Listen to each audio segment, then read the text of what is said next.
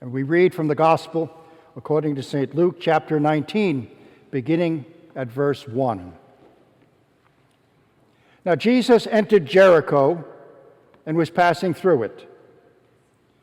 A man was there named Zacchaeus. He was a tax collector, and he was very rich. He was trying to see who Jesus was, but on account of the crowd, he could not because he was short of stature. So Zacchaeus ran ahead, and he climbed a sycamore tree. He did that to see Jesus because he knew that Jesus was going to pass that way. Now, when Jesus came to that place, he looked up and he said, "Zacchaeus, hurry, come down, for today I must stay at your house." So Zacchaeus hurried down and was happy to welcome Jesus. Now, all who were around him saw what was taking place, and they began to grumble. And they said, "He's gone to be the guest of one who is a sinner." But Zacchaeus stood there. And he said to the Lord, "Look, half of my possessions, Lord, I will give to the poor, and if I defrauded anyone of anything, I will pay it back 4 times as much." And then Jesus said to him, Today, salvation has come to this house because he too is a son of Abraham. For the Son of Man came to seek and to save the lost. This is the word of the Lord. Now it is a joy and it is my privilege to worship with you today. And I'm grateful for this time together as we investigate, if you will, what God is going to say to us through the Scriptures. Just to give you a little bit of background about my wife and I, we're originally from the, the center of the universe. We were born in New York City.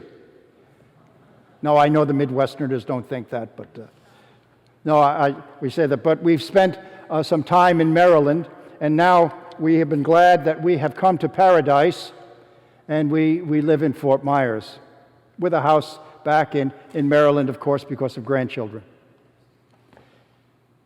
It is a joy to be able to be here and to consider what God is saying. And one correction I would like to make in the bulletin, the sermon is not eating this side of heaven, it's really eating this side of Eden, so it's a slight difference. I probably typed the wrong thing when I sent the information to your secretary.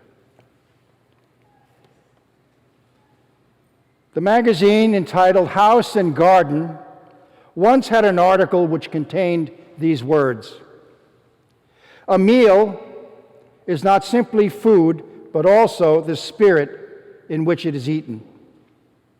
Meal times should be occasions for the happiest kind of exchanges and learning, for cheerful, not solemn communication. A bad meal can be redeemed by good conversation, but a good meal can irrevocably be ruined by bad conversation." An interesting point. Talks about eating and how important eating is. And you know how important eating is in groups especially, but by ourselves. Janet and I always have the joy of eating with friends and spending time with them. And as we're eating, we share life and everything that's going on. And I'm sure you do the same. Often eating sets the stage for other events in life. Physical nourishment is part of it, that's true. But it's only part of a dining experience. And today from Genesis, we heard about a dining experience, didn't we? The Garden of Eden is depicted in the second chapter of Genesis, the second creation story. And as we read it, we get the sense that it was a place of perfection, don't we? A place of joy. In ancient cultures, paradise was considered a garden. Thus, the biblical literature says that the Garden of Eden was that place in which there was peace. The Garden of Eden was a place in which, well, no evil existed, except a serpent. The Garden of Eden was a place where one's needs were met. The Garden of Eden was a place in which humanity loved one another. And the Garden of Eden was the place of perfection because, as the author puts it, humanity walked in the garden with God face to face. Imagine that. Walking in the garden and being able to talk to God directly and having God talk back. But God said something which is rather odd. I haven't figured it quite out. And it's not in Scripture, it's just what Eve said. God said, you can eat anything you want in this whole garden, except from the fruit of the tree in the middle of the garden. And later we discover that's the tree of knowledge of good and evil. Now that's a strange thing to do to somebody, isn't it? At least I think it is. I mean, consider this. You're in a room, you have a bowl of candy, and your favorite candy, whatever it is. And you put it on a table, and there's a child in that room. And you say, I'm going out of the room right now, but I want to make sure you don't eat any of that candy. Now, if you were like me, there was a beeline to that candy. And isn't that kind of the same? They told Adam and Eve, you can't eat of that tree, and they kind of go, yeah, but it looks pretty good. Again, that's a theological question that we spent centuries discussing, but we know that the serpent says to Eve, you ought to try it. And so she takes a bite of the fruit and likes it. And Adam comes up and he's wondering, and she said, it's good. And he takes a bite. It was a dining experience, if you will. And from that point on, everything changed. Now, the sin was not so much the eating, at least I don't think so. The problem was the rebellion or the disobedience to God. God said no. Adam and Eve wanted to be God, control their own life, so they said yes. And so now, after eating that fruit, the relationship between God, the Creator, who walked with Adam and Eve in the garden, is now broken. There's a separation. And if you listen to the words, it's a fascinating story. They suddenly discover that there is now distance between the man and the woman. They see themselves naked and they say, whoops, we have to clothe ourselves. There's that thing that's going on there. But then they begin to hide because they think they hear God's in the garden. Can you think about that? How do you hide from God? Well, they thought they could. And what does God say? Adam, where are you? God knew exactly where Adam was. And he's not talking about location. He's talking about where are you in your life. And he causes Adam to look at his own life. After that meal, humanity's relationship with God is no longer the same. It's broken. We hide from God. We feel separated from God. And the story of the rest of the Bible is God's attempt to bring humanity and God together again, like it was at the creation. So you and I eat this side of Eden, but we live in the world created after what has been called the fall. It's a wonderful story, and it causes us to think. But we have to move forward. We can't just stay there. And we have moved forward. And actually, most of what I said, I planned on saying, was said to the children, but you'll hear it again. We hear about this man called Zacchaeus. A wonderful story. It's one of my favorites, and I've said this to people before. It's one of my favorites because it's probably the basis of the first sermon I ever preached. And Zacchaeus has this soft spot in my heart, and maybe because I can identify with Zacchaeus. Maybe because I feel short. But Zacchaeus lived in Jericho. Jericho in the Jordan River Valley. It still exists today. You can go there. It calls itself the oldest city in the world. It's an interesting place to be. In those days, Jericho was a center of taxation because it was on a major trade route and it was on the road that ultimately went up to Jerusalem.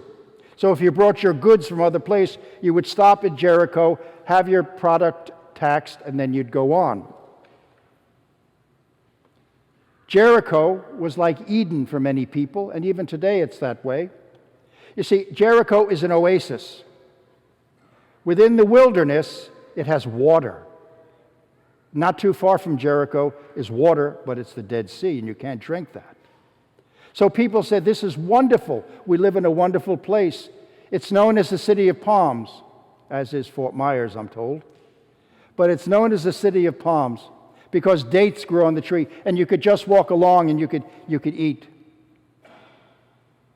And it's also warm most of the year. Now, that's not a big deal to those of us living here. But boy, if you Midwesterners, I'm guessing most of you, when you lived up there, you're here because it was cold. For him, it was a warm place, and you're warm all year. In Jerusalem, they had snow. So it's paradise in many ways. But for Zacchaeus, it was not Eden. We're not told a great deal about him. We're told that he was rich and he was a tax collector. And of course, that says something about, we know something about tax collectors in those days. They were agents of the hated Romans. They bought their position. They collected their taxes. And if they collected any more, that was something they could do. So it's said historically that tax collectors cheated. And people would hate them. And in that town, it appears that people hated Zacchaeus. He was a tax collector, an agent, someone who was cut off from others. He was not welcomed. I'm sure he didn't have many friends, and he would be shut out of the synagogue. Zacchaeus knew estrangement. Zacchaeus knew loneliness. He felt perhaps like Adam and Eve being cast out of paradise. Imagine what that's like in your life. If you've ever been there, I don't know. It's not a great place to be. But Luke tells us that wonderful story. One day, Zacchaeus heard that the rabbi, who is so well known, the preacher, the teacher, the healer, was going to come through town. And people really wanted to celebrate, and so they lined the streets to see this man called Jesus, wanted to welcome them to his town. And that caused a problem for Zacchaeus. For some reason or other, Zacchaeus wanted to see Jesus. Again, the text is not quite sure why. But he wanted to see Jesus. There was something about Jesus that drew him to Jesus. Maybe he wanted to find a life. I don't know. But he comes to where the parade is going to be. And of course, as the text says, he was a short man. And people before him couldn't see. You know what that's like when you go to a parade, or maybe if you went to Disney World and you see the parade, but you got there late and all the tall people are in front of you. How do you see it? So he goes and he says, how am I going to do this? And there's a tree, a sycamore tree, somewhat different than ours. And he climbs up that tree, and you know the story. He's up in the tree. It's a wonderful place to look down. It was also a safe place to look down. Because think of this. If people didn't like him, he tried being part of the crowd. How do people get even? A little jab here, a little kick there, and he'd go home bruised. So there he is up in the tree, and Jesus is coming along. And all he wants to do is see him. Sometimes seeing Jesus is enough in life. But something strange happens here. How he knew his name, I'm not sure. But Jesus walks along, stops, looks up. There's that little man. Zacchaeus, come down, for today I must come to your house. And if you know something about hospitality, especially in the Middle East, when you go to someone's house, there is the expectation that it's going to be a time of food. So Jesus is going to eat with him this side of Eden. It's a wonderful story. Because the invitation by Jesus, we're told by Luke, is a moment of transition, but yet, better yet, a moment of transformation, change. Zacchaeus was now freed. He was restored. Some have called this a salvation story, because if you listen to the text, what happens in the middle of it? The anger that people have been giving towards Zacchaeus is now aimed at Jesus. This man is going to eat with sinners. So Jesus takes upon himself the pain of Zacchaeus, somewhat like the cross for you and me. And Zacchaeus' mouth must have dropped. And he had to respond, as we all do when we meet Jesus. Jesus, if I've cheated anyone, I'm going to give it all back. I'm going to repay. Anybody I've cheated, they'll get their money back. I'm a different person. I will be honest from now on. This was a meal this side of Eden. The one who was fallen, is now restored. What does Jesus say? This man is the son of Abraham. He's saying this man is part of the community, the people of Abraham. He's no longer an outcast. He is part of who you are. This action by Jesus healed the relationship, and it nourished Zacchaeus spiritually. As when we come to the table, we are nourished spiritually. And Jesus says, I have come to save the lost. You notice he didn't use the word sinner. He uses the word lost. And the sense of that word means someone who is lost his or her way. And you've done that in your life, haven't you? Perhaps. Perhaps there was a time when you felt lost, when you've lost your way. You just can't find your way, and Waze isn't helping a bit. In fact, Waze took you to a lake instead of where you wanted to go. But he was lost, not a sinner, but lost, and he needed to be found. Much like Amazing Grace, I was lost, and now I'm found. Those who have wandered from God, the lost. The moment that Jesus met Zacchaeus and ate with him is the reversal of the fall of paradise. There is a story, I'm sure it's not true, but there's a story about Zacchaeus, and it talked about Zacchaeus when he was very old. And it said Zacchaeus spent a great deal of time in a garden which he had bought in Jericho, which was near the Jerusalem road. Neighbors noticed that he sat under one tree. He loved to sit there all day. He touched it with reverence, for that's the tree that he had climbed. A passing stranger had asked him one day, "Why do you care for this tree?" And the aged man lifted up his faded eyes, but eyes that had a glow, and slowly came the answer. Because from the branches of this tree I first saw my Lord. I heard his voice, and my life's never been the same. You and I don't sit under a tree, but we come to a table today, a table which is set before us. Today we meet Jesus at that table, but Jesus is the host. And it's more than a meal that we experience when we come to this table. We come to be face to face with our Lord. It is here that we can find transformation. So I invite you, come to this table today and experience the healing presence of Jesus Christ if you need that, and we all do. Come to this table and experience a new relationship with your God.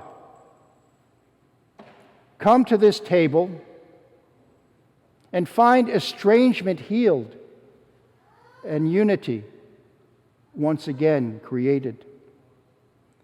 Come to this table and discover grace, that love which is beyond our expectations. Come to this table as an individual, but leave as a community. Come to this table and be fed. Come to this table and be fed for discipleship, which means when you leave this place, you will now bring the good news of Jesus Christ to other people and to this world in everything you say and everything you do. Come to this table today. Come to this table through the Spirit, for it is through that Spirit that we discover the meaning of living and eating this side of Eden. Come to this table for the abundant life that God has intended for us since the beginning of creation. Come, for all things are now ready.